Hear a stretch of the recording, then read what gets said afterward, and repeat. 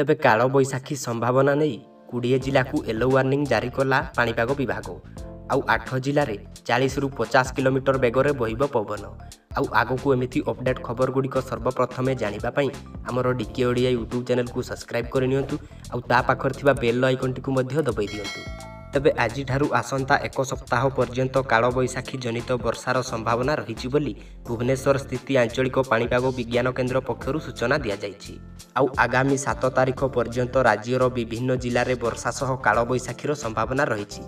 आउ आसंता 24 घंटा मध्य केन्दुझर, मयूरभंज, बालेश्वर, भद्रक, नवरंगपुर, कोरापुट, रायगड़ा और गजपति जिले में गोटे किंबा 2टी स्थान में वज्रपात और पवन सह काल बैशाखीर संभावना रही। आउ एही समय रे पवनर बेग घंटा प्रति 40 रु 50 किलोमीटर पर्यंत रही पारे।